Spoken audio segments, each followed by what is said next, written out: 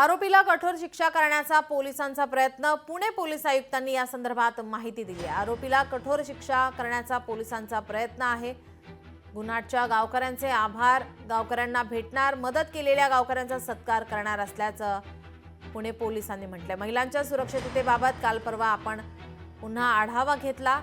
निर्जन स्थळाचं safety audit सुरू आहे। डार्क स्पॉटच्या ठिकाणी स्ट्रीट लाईट वाढवणार। आरोपीला अटक करण्यात निश्चितच उशीर झाला, मात्र 1.5 ते 2 दिवसातच आरोपीची ओळख पटलेली आहे। पत्रकार परिषद घेत या संदर्भात पोलीस आयुक्तांनी माहिती दिली आहे।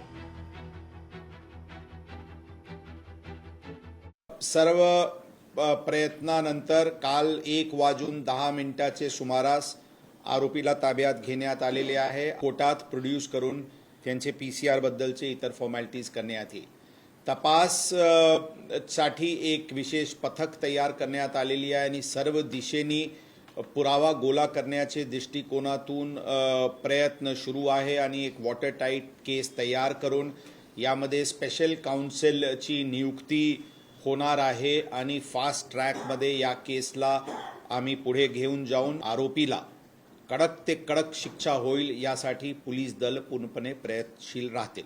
गावाचे नागरिकांचे आम्ही आमचे तर्फे आणि पुणे शहर पोलीस दलातर्फे त्यांचे धन्यवाद देतो। त्यांचे आम्ही आभारी आहोत आणि खरा आम्ही स्वतः त्या गावात भेट देऊन त्यांचे नागरिकांचे सत्कार आम्ही करणार आहे आणि तिथे जे लोकांनी मदत केले त्याचे आम्ही विशेष अभिनंदन स्वतः जाऊन त्या गावात आम्ही करणार आहे। ऑलरेडी सिक्युरिटी ऑडिट म्हणजे व्हिजिट होऊन सगळे पॉइंट्स ठरलेले आहेत। त्याचे अंमलबजावणी 1-2 दिवसात सुरू करण्यात येईल। संबंधित एजन्सी सोबत चर्चा करून हे करण्यात येईल। फॉर एक्झाम्पल कसे एन्श्योर करायचे की बसेसचे दरवाजा लॉक राहतील, अवैध अतिक्रमण आहेत त्यांना डिसिप्लिन कसं करता येते, काही जे स्पॉट्स आहे जिथे CCTVचे कव्हरेज नाही आहे तिथे कसे वाढवता येईल, सिक्युरिटी रक्षकची जे त्यांचे आहे त्याचे डिप्लॉयमेंटची काय शेड्यूल असायला पाहिजे, असे वेगवेगळे इश्यूज पोलीस दलांकडून लिस्ट आउट करण्यात आलेली आहे।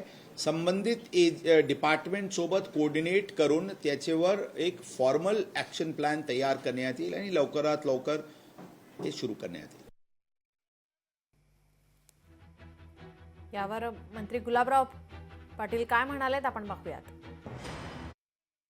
पुणे पोलिसांनी अटक जरी केलेली असली तरी त्याच्यावर योग्य तपास करून त्याच्यावर पुढच्या काळामध्ये त्याला शिक्षा लागली पाहिजे अशा पद्धतीने त्याच्यावर कारवाई करावी अशी जनतेची अपेक्षा आहे। आणि मला तरी असं वाटतं की अशा नराधमांना शिक्षा झाल्याशिवाय बाकी गोष्टींवर आळा बसणार नाही आणि मला खात्री आहे की पोलीस प्रशासन तशी काळजी घेईल। पोलिसांनी आरोपीला पकडल्याचं आपण सांगताय त्याबद्दल नक्कीच पोलिसांचं अभिनंदन। 200 पोलीस कामाला लागले होते। उसाच्या फडात शोधतायत, तिकडे शोधतायत, पण यांची हिंमत कशी होते सगळं करण्याची हा पहिला प्रश्न। गुन्हेगारांना कठोर शासन जोपर्यंत होत नाही तोपर्यंत विकृती वाढतच जाईल। छत्रपती शिवाजी महाराज, छत्रपती संभाजी महाराज यांच्या विचारांच्या संदर्भात आपण सध्या काम करतो आहोत। त्यांच्या राज्यामध्ये महिलांवर अत्याचार करणाऱ्यांना कशा प्रकारे कठोर शासन केलं जात होतं, कशी दहशत होती, हा इतिहास आमच्या राज्यकर्त्यांनी पाहायला पाहिजे। लोकशाही मराठी ऐका, पहा, जागरूक रहा।